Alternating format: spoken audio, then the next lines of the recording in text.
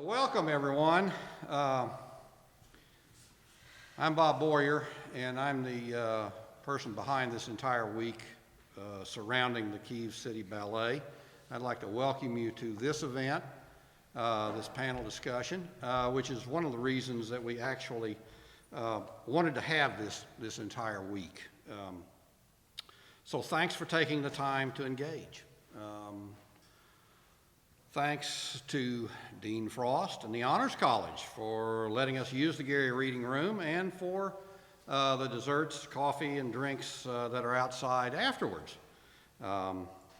Dean Frost and her students and staff have just been wonderful working with us for the last couple of months, and in doing so have supported our efforts to bring the Kyiv City Ballet to Chattanooga as part of their first ever American tour. So thanks to all of them, and I don't know where she is right now, but she should show up shortly. Beyond the once-in-a-lifetime opportunity to bring a major European dance company to Chattanooga, one of the goals of this residency was to bring attention to the issues surrounding refugees worldwide, in the United States and here in Chattanooga. With the partnership and support of the Honors College and Dean Frost as part of this, we're fortunate to bring two experts to lead this discussion today and hopefully enlighten us on the situation in Ukraine and how it impacts us as citizens who have an opportunity to respond to the crisis in very real ways. Tonight's conversation leaders aren't just experts in their fields. They have personal skin in the game. Both are Ukrainian, both have family in Ukraine as we speak. In addition to her position as UC Foundation Professor of Political Science and Public Policy, Dr. Irina Kamelko has served as an associate, contractor, and invited guest speaker for several world development and policy-making organizations, including the U.S. Agency for International Development and the World Bank. Dr. Kamelko works in 7 languages, publishes in multiple countries. Her research interests lie in the field of legislative studies in post-authoritarian societies. She has 4 graduate degrees, received her PhD from the School of Public and Environmental Affairs and the Department of Political Science at Indiana University. She has an MPA degree from Bowling Green State University, a Master of Arts from Lancaster University in England, and a PhD equivalent graduate degree from the USSR. Marina Pestrianu, the Associate Director of Bridge Refugee Services, which has locations in Chattanooga and Knoxville, immigrated to Chattanooga from her hometown of Kyiv in 1993. She came here with her family. She has been with Bridge Refugee Services since 1999, serving as a case manager, job developer, and employment specialist. She was named Associate Director in 2014. She has assisted refugees from Vietnam, Bosnia, Russia, Ukraine, Moldova, Liberia, Sudan, Burundi, Tanzania, Congo, Chad, Somalia, Iraq, Iran, Cuba, and Colombia, all in their transition into a new life here in East Tennessee. Ms. Pestrianu is a finalist for the Chattanooga Area Chamber of Commerce's Nautilus Lightkeeper Award, which celebrates the success of women in the workplace who provide and advocate for increased opportunities for women of all ages. Ms. Pestrianu is also a member of the Professional Advisory Board for the UTC Social Work Program. This time I'd like to welcome Dr. Kamelko to the podium to open the presentation and sort of lay the groundwork for the greater discussion about refugees as a result of this conflict. Thank you, Robert.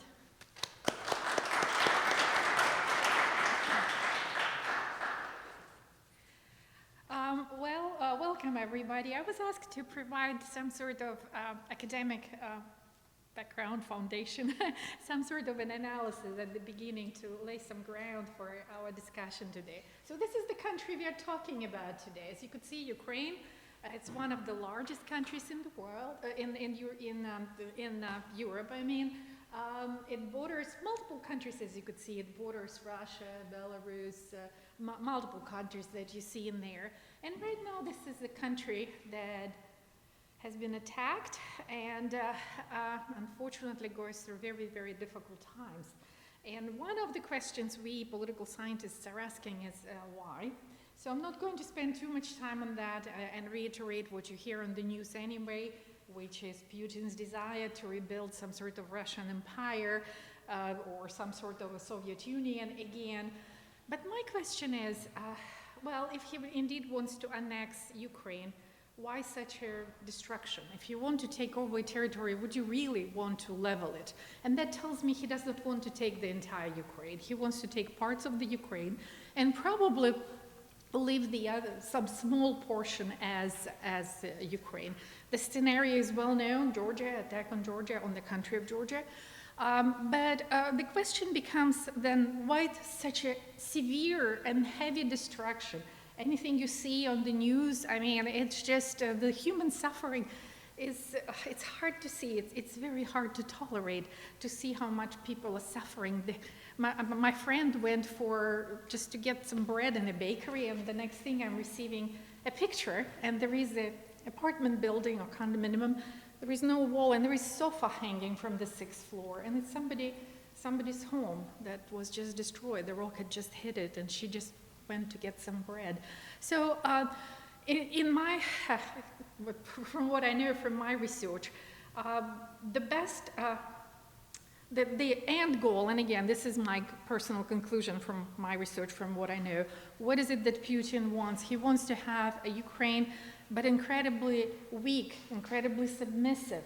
Some country where people are poor, right? If people are poor, you give them something, they will be basically, he wants to subjugate the country and turn them into another mini Russia, mini me, basically mini me scenario in this way. What do we know from science? Countries are poor. What countries are poor? And there is an amazing writer, Paul Collier, he's a political economist from Britain, and he discovered 4 traps that keep countries poor. Even 2 are enough. In this particular case, having a bad neighbor, which is, yes, neighbor who's shooting at you is a bad neighbor. It's not a good neighbor at all. The second condition for that is to deprive country access to the sea. And if you look at the map of Ukraine and where Russians are right now occupying, it's really the southern part. See the Crimean Peninsula already taking everything above it. And then, of course, the fight, you've heard about Luhansk and Donetsk.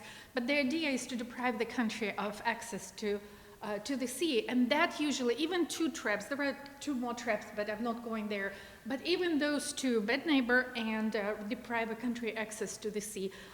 Collier did his research on Africa, but it's a conclusive research. It's really a recipe. If you want a recipe how to make country poor, this is the recipe. Like Putin read the book, and he literally plays according to what that book suggests needs to be dealt with. At the end, I will actually talk about solutions, because if you understand the problem, we can actually find a solution. Next slide, please. Just very quickly, I'm not going to read all of that, but Ukraine is a rather diverse society. As you could see, a lot of different ethnic groups in there. There are multiple spoken languages in there. The majority of Ukrainians are bilingual. They speak at least 2 languages fluently and at the native level. Next slide, please. Religion, in terms of religion, it's a pretty, not diverse. It's really a country which is the majority either, well, it's a Christian Orthodox country, so Christianity, one of the 5 major religions, is the religion of there. You could see the distribution. This was the age distribution before the war. Next slide, please. At this point, could you please click? I wanted just to spend 2 minutes and then 30 seconds and show you Ukraine before and after the attack. Yes, that's the one. So just 2 minutes. Welcome to beautiful city of Kiev. My name is Julia and I'm gonna be your guide here. Kiev, the capital of Ukraine, is one of the most fascinating and underrated places in all Europe. Today we're gonna show you the best places to visit. So watch this video till the end. Refugee, the main street of Kiev, took its name from the word Christ. Here you can find a lot of bars, restaurants, cafes, and world-known brand shops. So I recommend you to start exploring Kiev from this place.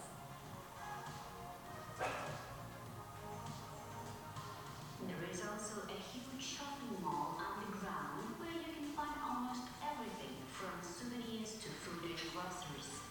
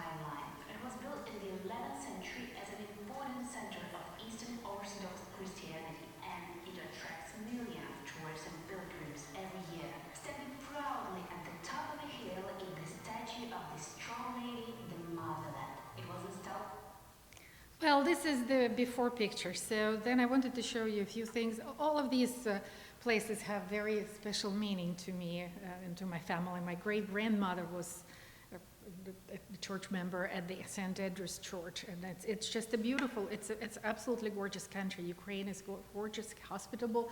Now let's click on the second video. Yeah, and this is not the video, so we'll just flip a few, let's go to the right. So these are just some pictures, maybe hard to look at, but this is, just keep going, let's just flip. This is how like apartment buildings look. Many people give their kids just to take them out of the area of bombardment. People bring candies, people bring food. These are refugees. People are sleeping in some gyms and running, and we will talk more about refugees today. This is what left of their homes. That's why they have to be refugees. Yeah, let's just give a few more. This is usually governmental buildings, apartment buildings. So look at all the military in there, and just maybe a few more. Yeah, as you could see, Molotov cocktails are flying. And yeah, this is a devastation. This is the country that is absolutely devastated. And as you could see, it was a beautiful gym. Look what left out from that gym.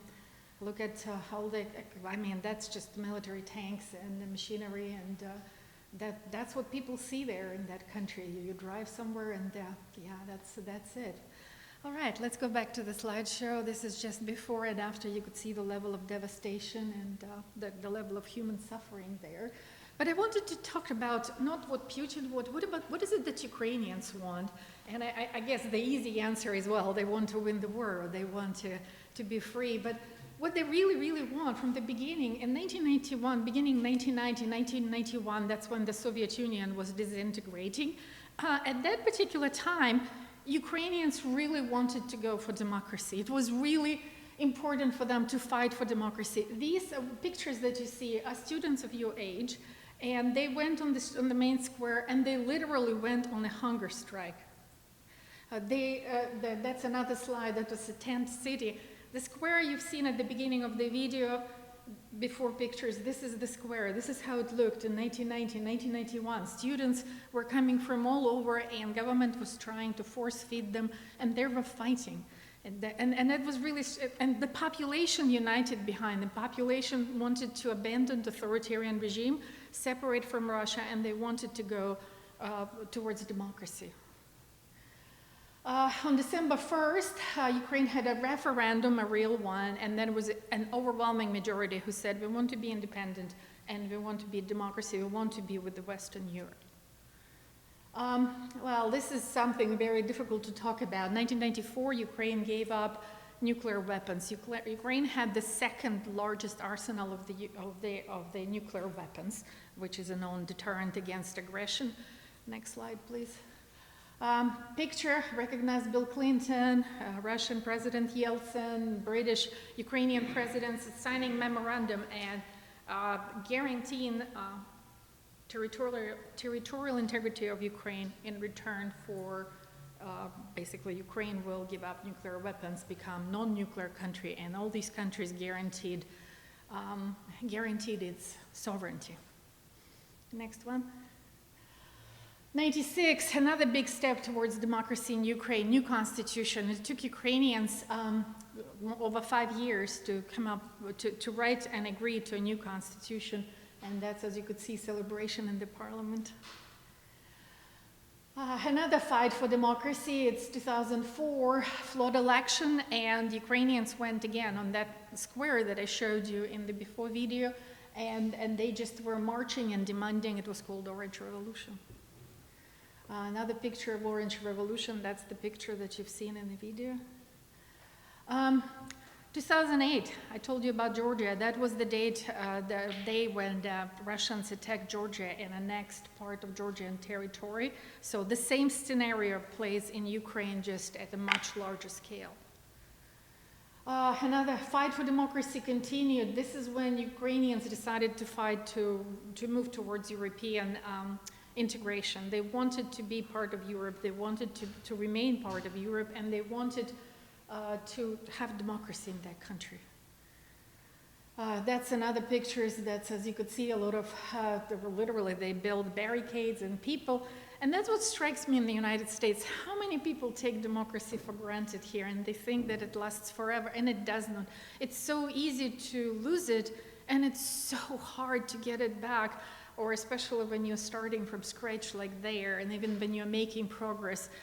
The world is a very turbulent place, and it always makes me think in the US, I mean, people don't, you cannot do that. I'm here 30 years, and I consistently see people who just take it for granted. And I understand it's wonderful, actually, that you can take it for granted, but many people fight for that, and it's a hard fight.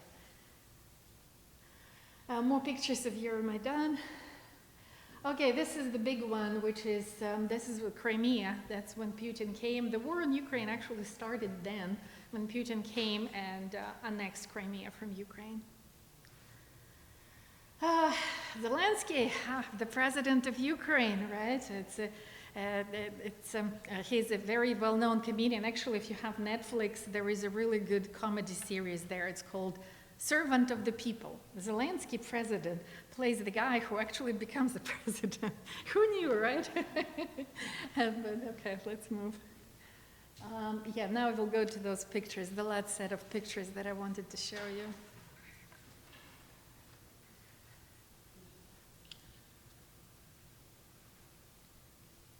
Yeah, I will just go through pictures. Ukraine doesn't stand alone. The world stands with Ukraine, and we'll just go through those. Let's just flip through the few pictures there. Just keep going down. I think we have to scroll down. Yeah, it's a PDF, so it should be scrolling down. Yeah, as you could see, yeah, just slowly, move slowly, that's fine. As you could see, a lot of pictures, some of the most famous images of world standing with Ukraine. You will see people in Paris, and yeah, let's just keep going down. People in Germany, like in Australia, a lot of famous buildings are painted blue and yellow. Blue for wheat fields that Ukraine has, and blue for the blue skies. As you could see, sweating tears, bloody tears. And a lot of soccer association took a strong stand there too. So Ukrainians are not alone. The world is supporting them strongly. A lot of demonstrations, a lot of events around the world, and yeah, people supporting Ukraine and demonstrating around the world in all major cities in the world. Okay, let's go back to the slides.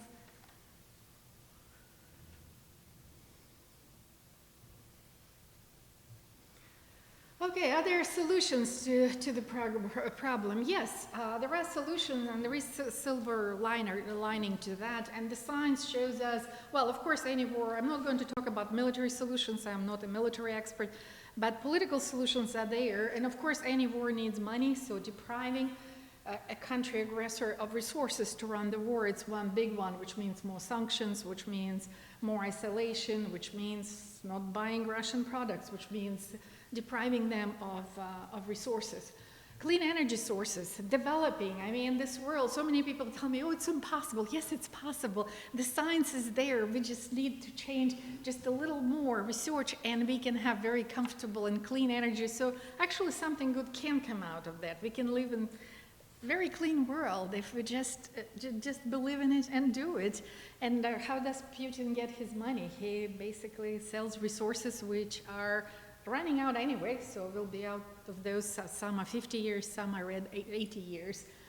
And of course, Marshall Plan for Ukraine.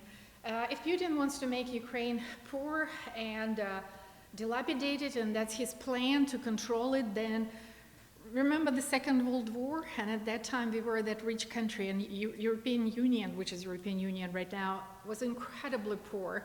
And look now they are very wealthy, they're our major trading partners, and that's actually which benefits us at the end, because having such a reliable trading partner allows us to have a good quality of life and the level of wealth that the United States has. Of course, for Marshall Plan, we need to have this war over, we need to pretty much finish with that. All right, thank you guys for your attention.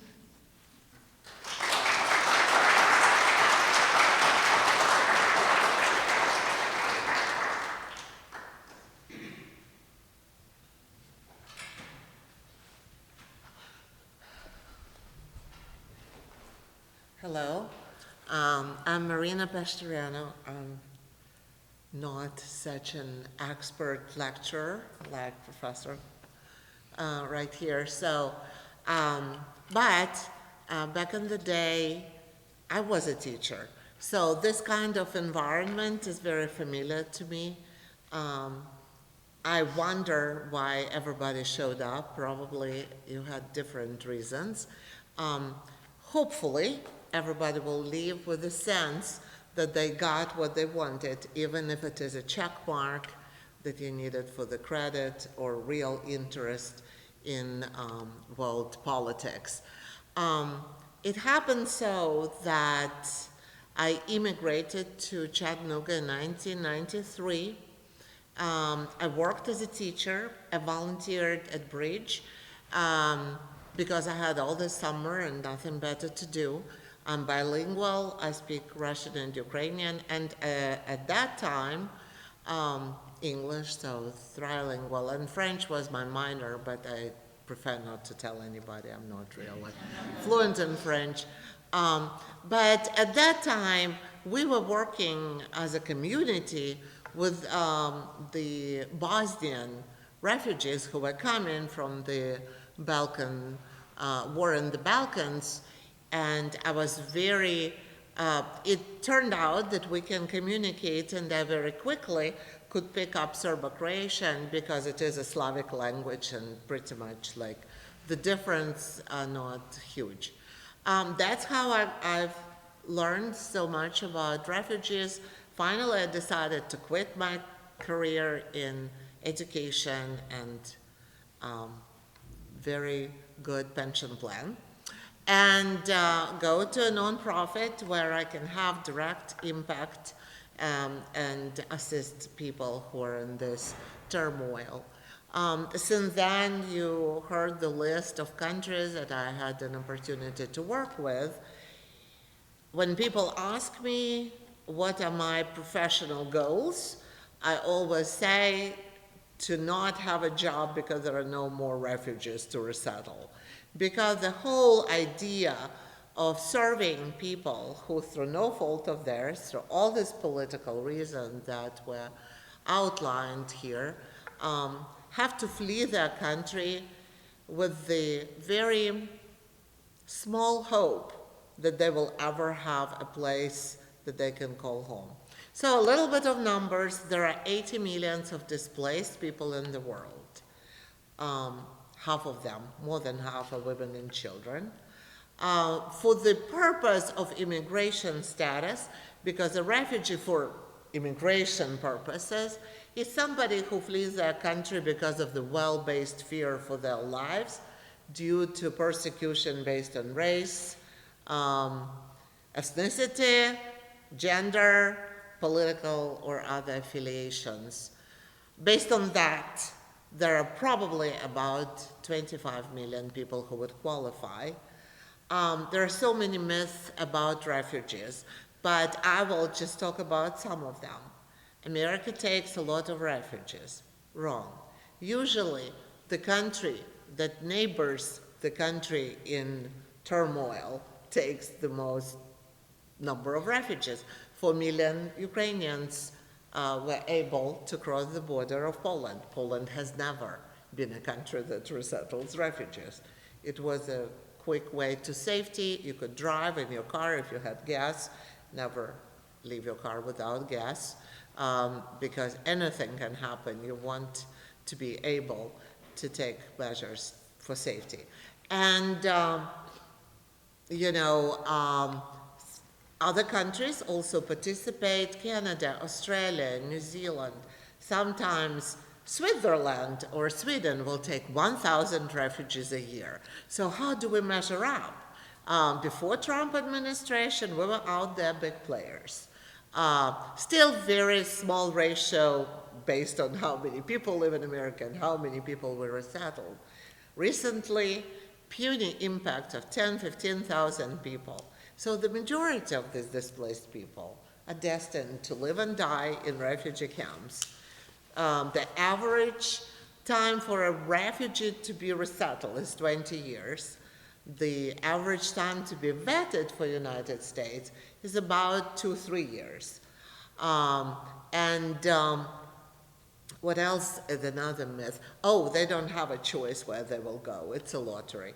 So when the United Nations High Commissioner crew comes to the refugee camp or to the locality with a lot of refugees, they pretty much say that we have an opportunity to resettle so many people in the United States, and people will, just pull the ticket.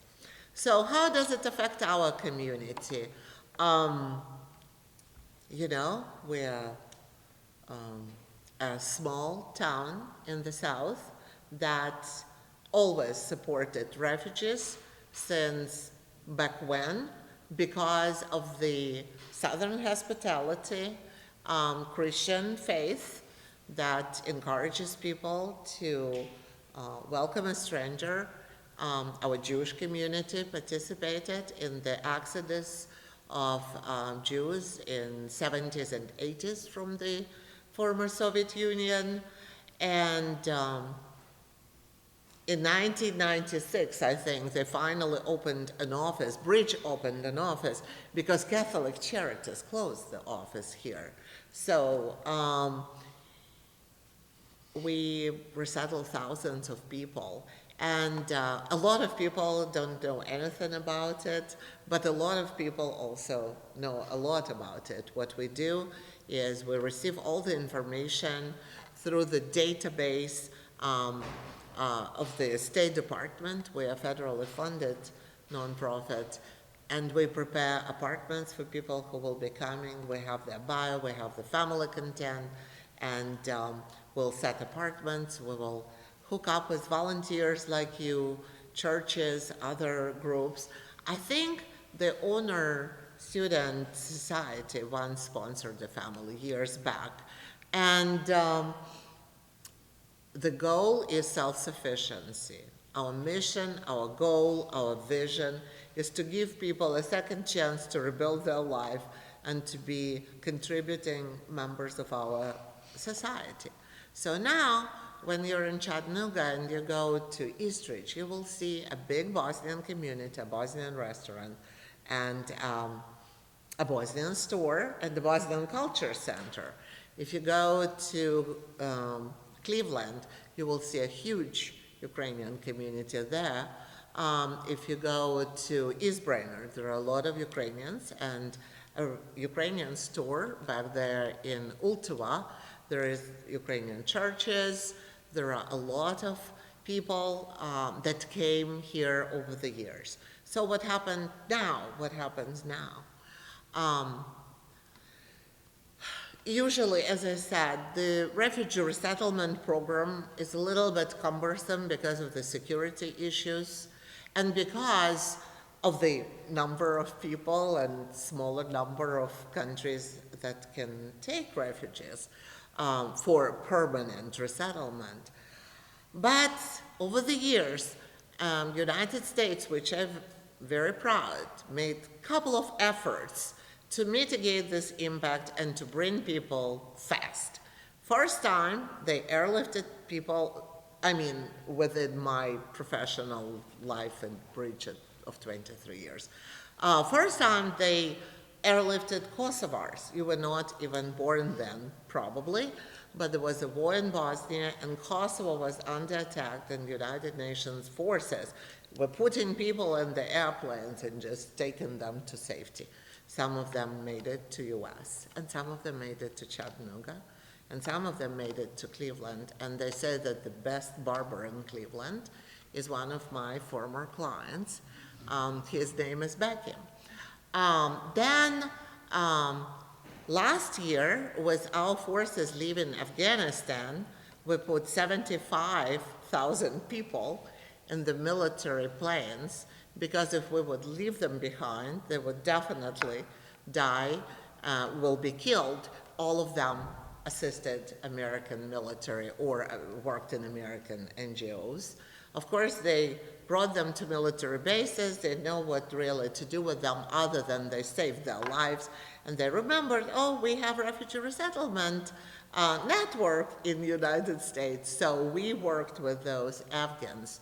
Some of them I worked with BBC documentary where really outstanding people in Afghanistan, pilots, teachers, doctors, and engineers, all of them ended up in our small community. Then we were overwhelmed with the impact. It's a lot of people. They had to move them from military bases. Military bases is not, for people to live. They lived in tents, they lived in hangars, they lived, it was better than other alternative, but we quickly had to find housing and resources. And now, when in January, I told everybody that I will take a vacation because we couldn't, we were busy. On the 22nd of February, we resettled a Ukrainian family, a young family with 2 children. And at that time, the Russian forces were kind of surrounding Ukraine, but they were saying, it's just what is called the military exercises. Not that we ever believed anything Putin says. So when they came to the airport and I was there, I said, how did you leave? Was everything safe? Could you, and they said, yeah, fine. And the next day, the war started. We were waiting for the word how United States will respond to this. You remember there were among people who promised us that if we will give up our nuclear weapons, they will protect us. And so there was that pause of, okay, now we don't have anything to protect ourselves. And by the way, we're one of the biggest countries in Europe. It's not like we, need protection. We are counting on you to support us. Of course, I have to say the help came. I would say, of course, always, always. You need it yesterday. It was a little bit delayed, but I also understand all the processes that are involved. So everything is in place now. Hopefully, very soon we'll have a good news of victory. Meanwhile, people are leaving, people are running, people that look just like us, act like us, lived like us. They're carrying their little pets. They put beautiful bows in their daughter's hair, but they're still refugees who don't know if they will ever be able to come home. So the response also that U.S. did very quickly, they opened a program that is called Uniting for Ukraine, where they said, it's not enough time to go through refugee resettlement, we're federally funded, there has to be votes taken, money given, and all of that. So let's see if people who live in America want to sponsor Ukrainians. And we will give them 2 years to wait until everything will go back to normal. So we were, yes, this is wonderful. This is good. It brings us closer. It's really people-to-people assistance. It doesn't have bureaucracy involved. Such a streamlined process takes about 2 weeks. Yes, what I didn't realize, that 300 people will come to small town of Chattanooga because there are so many wonderful people who want them to live and survive and, have some kind of future.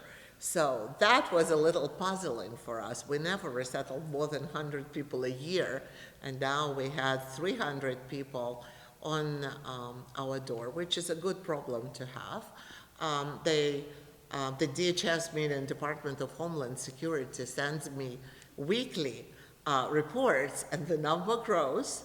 So people will still come. They don't have place to live. You have seen how it's leveled. But also our community, again, made me proud because for the size of our little town, the response is humongous. So I don't like lecturers who take a lot of time talking. So I guess the second part is the fun part. Hopefully you have good, interesting questions. With that, let me,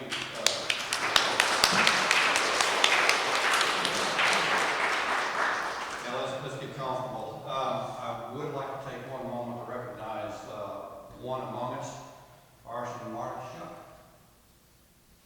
He is a UTC graduate student, one of the pair of students who are here in the UTC Global Response Assistantship, which worked with the State Department and several other organizations, including the Ukrainian government, to get them here. He's pursuing a Master of Public Administration degree in Political Science and Public Service. His classmate, Nina Klemenkova, is in class at the moment in College of Engineering and Computer Science, so she would be here otherwise, but welcome, thank you. I'm opening the floor up for questions, would love to have some. I can provide microphone, tell you what here. Here's the other one. And it looks like it's operating, so if you folks want to pass it along, go here first. I first want to say that I want to thank Bob for all the work he's done. I don't think many people on campus realize that he's the director of the Art Center. And I got here this summer and walked into the Art Center, and he was standing alone at the ticket booth. And I said, "Who are you?" And he said, "Well, I'm Bob, I'm the director here." And I said, "Well, where's all your coworkers and everything?" He said, "There are none, it's just me." And I was like, wow.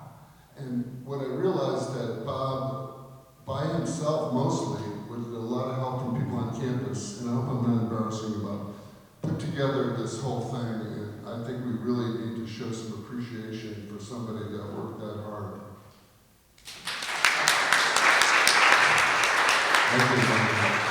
Anyway, that's my third insight from showing up early on campus.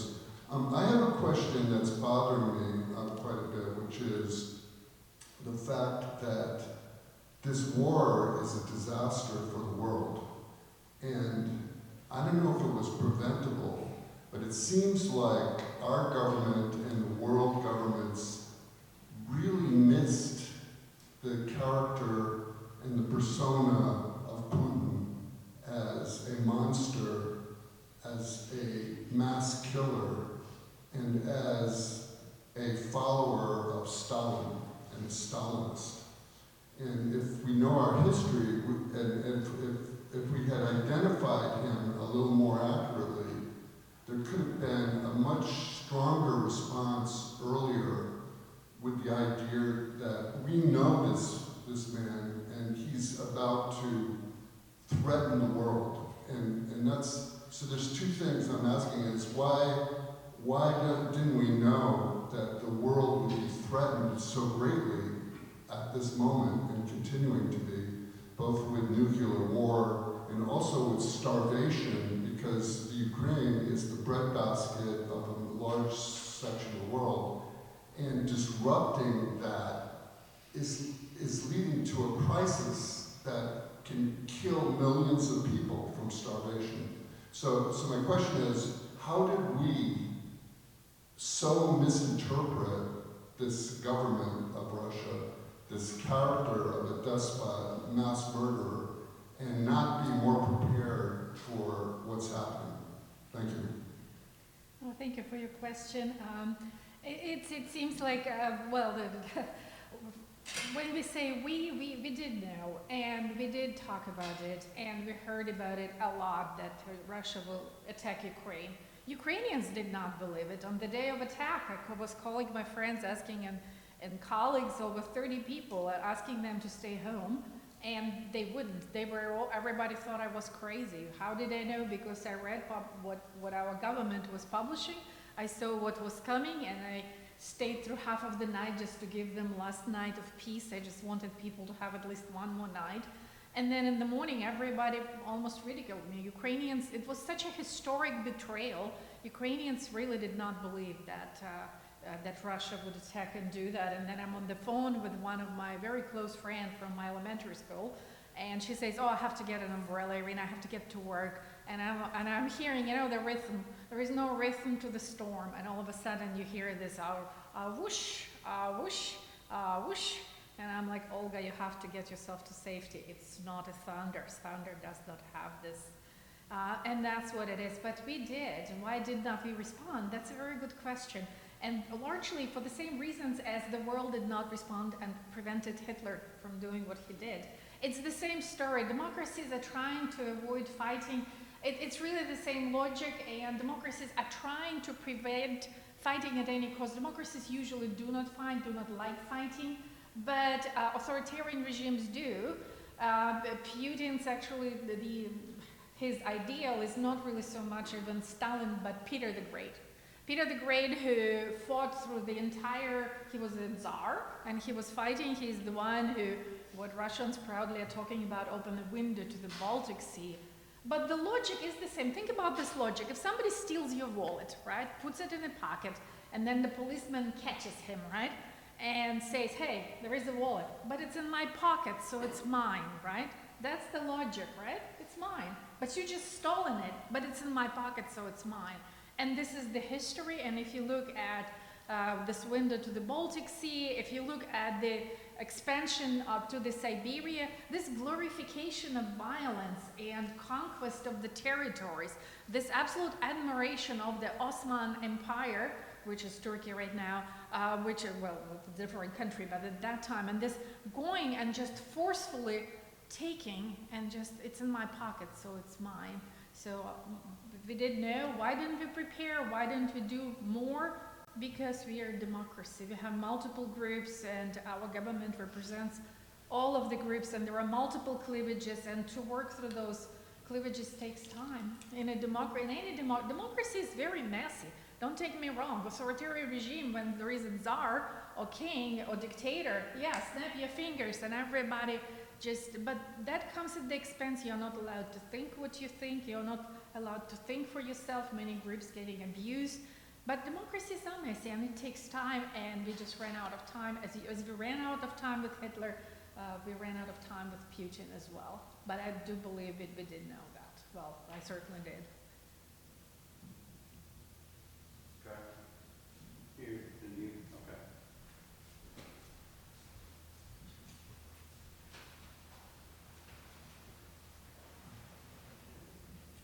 So I actually have two questions, if that's okay. So I was, as far as depriving Russia of funds for the war, I'm wondering, they keep talking about how India and China are not really joining with the effort to deprive them of funds. So I'm wondering if you think that there's a way to get them on board with that so that Russia can actually be deprived of funds. And then on the refugee side, I'm also wondering if, my husband's actually Russian, and we have Russian family who has left Russia as refugees in the last few months. And I'm wondering if any Russian refugees may be coming here to Chattanooga in addition to those Ukrainian ones we were talking about. It's two excellent questions, really outstanding questions. Actually, I'm happy to report that just yesterday and today there is a significant move on behalf of both China and especially India. Since Putin decided to threaten with nuclear weapons, both countries got terrified, and all of a sudden they moved away. They already were closing the channels for trade, and basically our diplomacy worked in terms of we closed the back door for all sorts of sales, maybe some, but really the majority are. If you look at China right now, the last time I looked, and it's fascinating because they are at about 20% of trade with Russia. They still have some, but guess what? So does Western Europe. Nobody just can cut the cord, but 20% for China. China is talking a nice talk with Putin, but what it is doing, it's quite different. Not only that, when Putin tried to coerce Kazakhstan to send troops to Ukraine to kill Ukrainians, and Kazakhstan is heavily supported by China, they said no, because China said no, because China said if you would, and Putin said he would attack Kazakhstan, and China said if you attack Kazakhstan, Chinese troops are moving to Kazakhstan, they're going to protect. So China is not so much on the side of Putin, but yes, they do have about 20% trade right now still, but it's declining, it's steadily declining. In terms of India, India was kind of ignoring it for a long time, but when a few days ago Putin said more forcefully, and actually yesterday I think he made another speech about using nuclear, even tactical weapons, but think about it, that he's going to take something as poisonous as radiation, and I know, I lived through Chernobyl, I'm still suffering with immunocompromises you, so you cannot, and he's going to use it on purpose. Chernobyl was an accident, and he's saying he will do it on purpose. It has no tactical, I read a lot about that, there is no, it will not give him any advantage on the field, on the battlefield. But yeah, it's terrorism, it's terrifying the population. So when India heard that, they moved away, or they are backpedaling heavily. They just don't want, and our diplomacy works, and not only our, but actually, believe it or not, but Australia and New Zealand are there because there is a lot of trade between like India and Australia and those countries. And so European Union, of course, took an incredibly strong stand. I mean, when you listen to leaders, with a few exceptions, but the majority are standing strong, and these are coveted trade partners. So diplomacy works through trade in there, and even Turkey that was supporting Putin like verbally, but all the drones that you see flying in Ukraine, those are Turkish drones. They're sending they're actually expediting shipment of a lot of military aid. So what country says and what country does, we need to watch very carefully, and looking at what I would advise everybody to look at numbers. If you look at numbers, it will tell you everything. Follow the money and you would see what the country is actually doing. And China, and especially India, it's just something clicked for them when they heard about the threat of nuclear weapons. And of course, everybody's terrified of the nuclear war, because if we explode a fraction of what we have in terms of big rockets, the Earth would move from its, from its path, and that means when it goes away from the orbit, we need it because we need oxygen, we need certain degree of radiation. Our, plants that we eat, they need a certain degree of sun radiation and water and atmosphere and all that. So it terrified. India got absolutely terrified with that. It was that shock that actually brought India in line with everybody else. India still has a lot of trade with Russia, but given the recent change of attitude, I can see that they will follow the China's path. So they will be talking this soft talk, but watch what they're doing and look the numbers of the trade. I think that's the best. This is a good question. Definitely, there will be refugees leaving Russia. They will probably go to Europe, Eastern Europe, Finland, Georgia, because of the sanctions. They will not be able to fly to the United States, but when people do the flight, they just find the easiest and fastest way. I've heard of people coming through the Mexican border, very small number, but in the United for Ukraine, there is an umbrella statement that Russians who lived habitually in Ukraine and had Ukrainian passports will be allowed to come through the program. Yeah, it always, any kind of war always affects both sides. And my heart goes for the Russian boys who lose their lives for nothing, for political gain. It's not, I have a lot of Russian friends. It's not them who hate us. We have to really, truly protect human right to have choices, be very, careful who we vote for. Are we active in our civic expression? Because Putin can happen to any country. This could have happened to any country. And I'm very sorry, actually, for Russians for those good ones who carry the burden of this. So, sorry. I thought we'll stop there. Over here. All right, so I've been hearing a lot about Ukraine turning in like an accelerated application into NATO.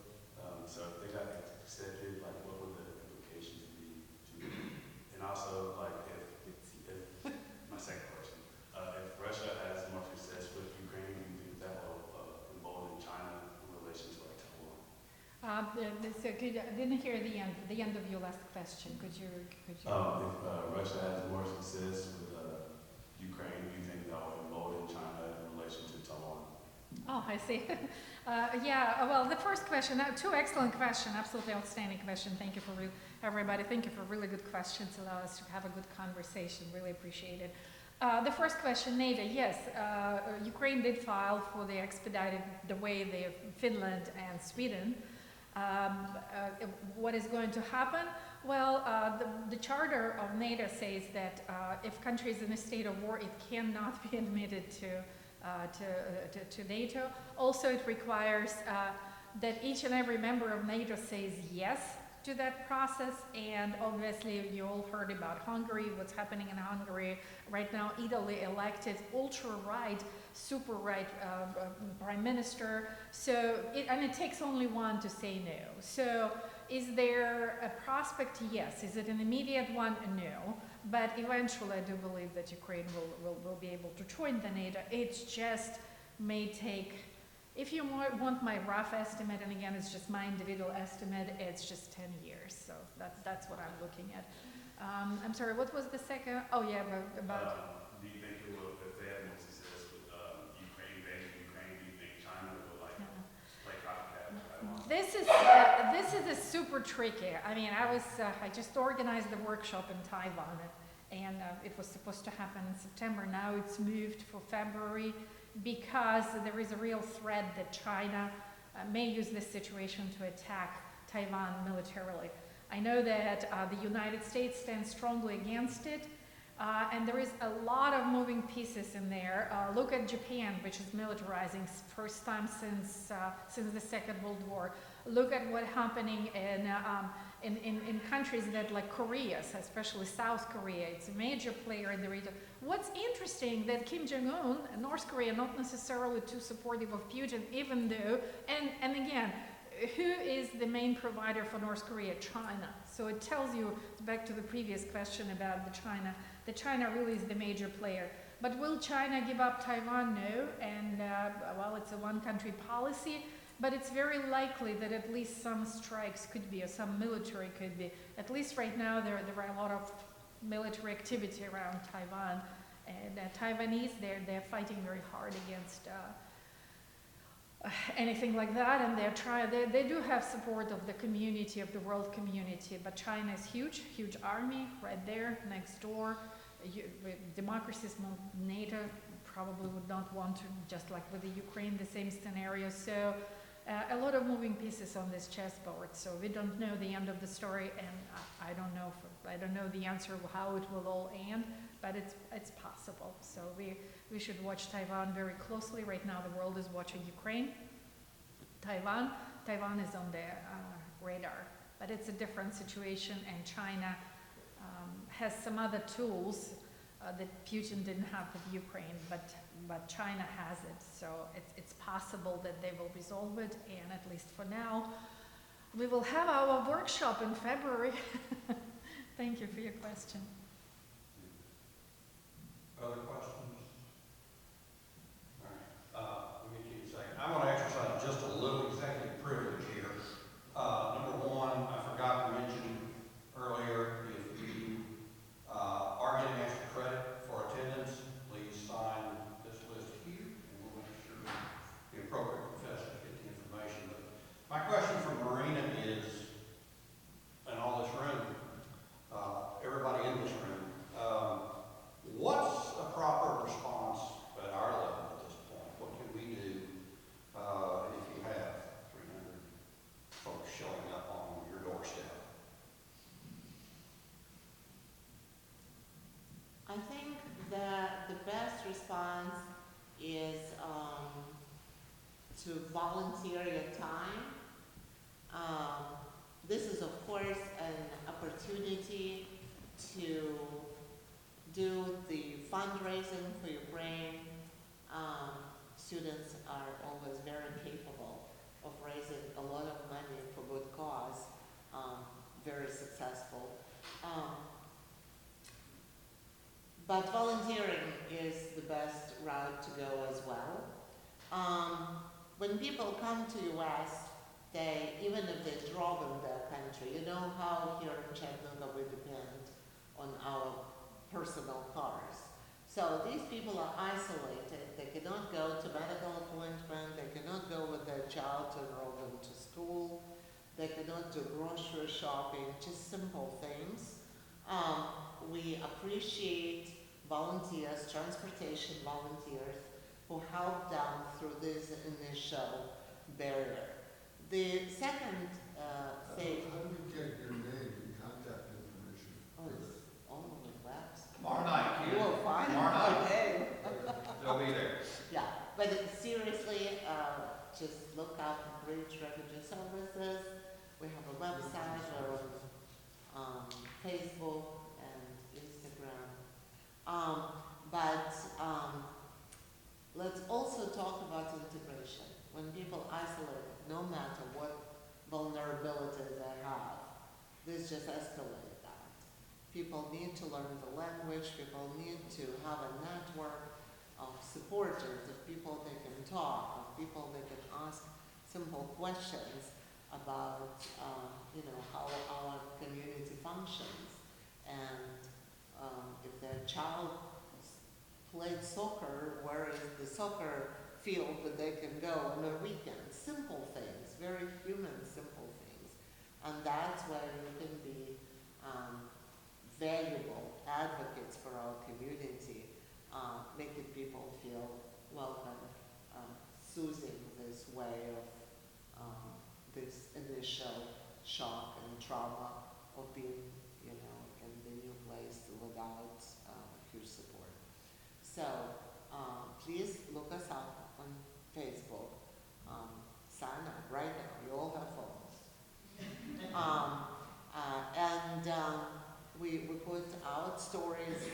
We put out questions. We put out needs, and you will be able to choose the one that fits your aspirations. My question is, do you think that if Ukraine had known this war was coming, would they have made the same decision to give up nuclear weapons? I'm a fighter.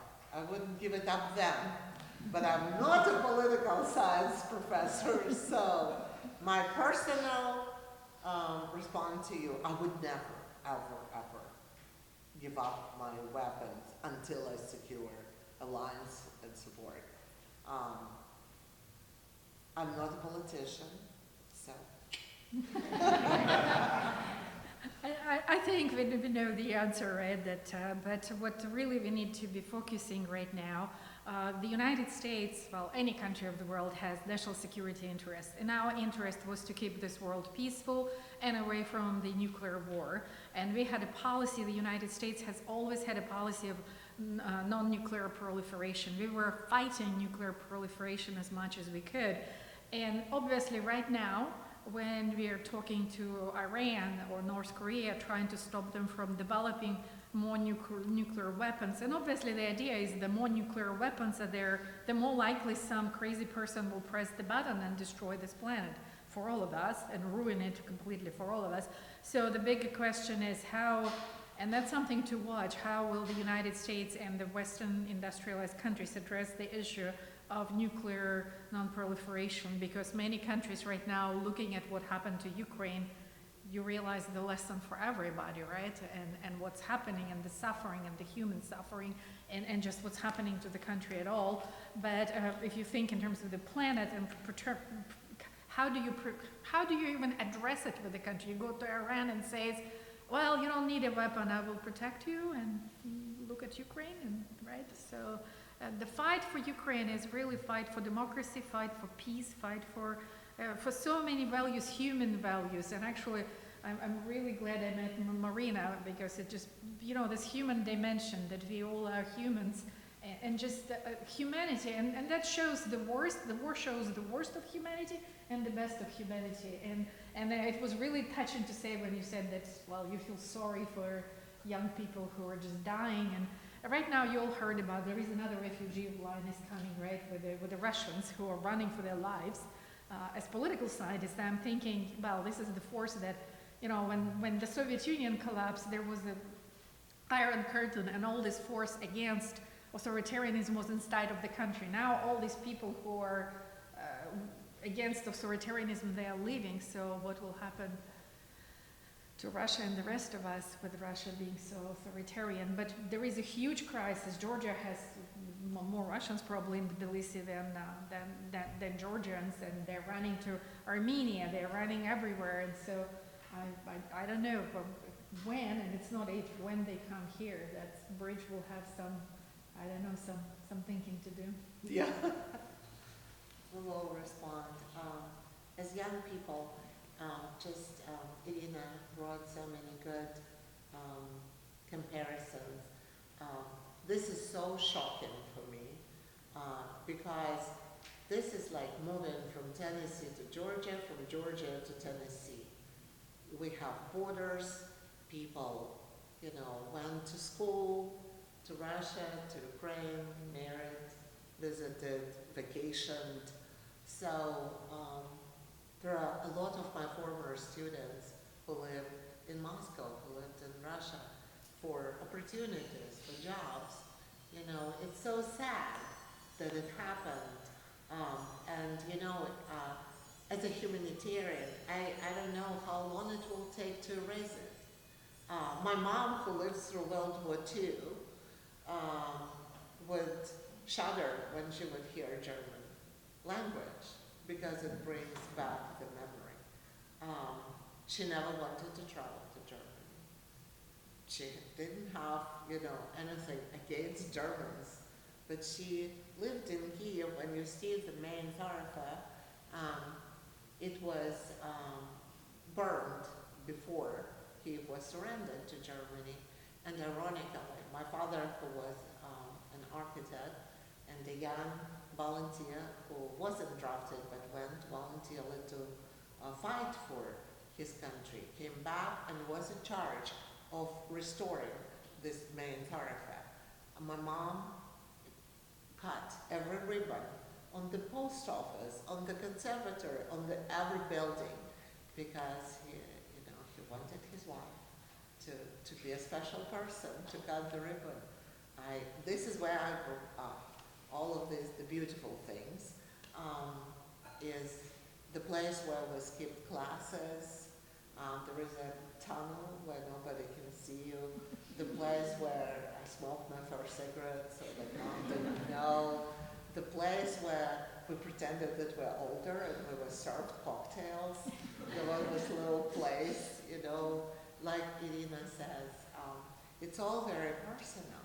And my father was involved in this restoration, and to think could he ever thought that Russians, people he fought with together, shoulder to shoulder in World War II, will do this to Ukrainians. It's just complete insanity, complete insanity. But as I said, I have no hard feelings about Russians. My hard feelings are against Putin and idea what was happening, not on the scientific level, but on human level. I was very concerned when he became a president. I don't like strong authoritarian, he's a man type. It always has to be, he's a good collaborator, he is a good negotiator, he cares about the people, all the people on his side, people on other, but there was this sentiment, a strong leader. I consider myself a leader. I consider myself a strong leader. It doesn't involve humiliating or in any way obstructing the other person's rights to have their own opinion, to live their own life, to enter, whatever organization they want to enter. You have to, as the future of this country, and obviously today we're pretty much, Irina explained to you that the world is a small place. We're all citizens of the world. There is no more a little southern town in Tennessee. Look how we interconnected to everything that is happening there. Never allowing anybody to be strong by the way of intimidation. This is just a great lesson for young people. And Russians bought into it. At the beginning, they were voting for you, volunteer. Then, of course, it was, I don't know, farce. And it was not really democratic election. But at the beginning, what attracted him was pro-Russia. He will restore the way people think about us. Oh gosh, if the only thing you're respected for is force, who want this respect? So I think this is one of the things that people kind of have to be aware and never ever allow to be pushed in that direction, I think that's about all the time we've got. However, we have some desserts and coffee and drinks out here. Please take a moment and ask some more questions. Are there any tickets left? There are no tickets left. There are none? It is sold out. We have a waiting list only. Okay, but so you could show up and somebody could return a ticket. If that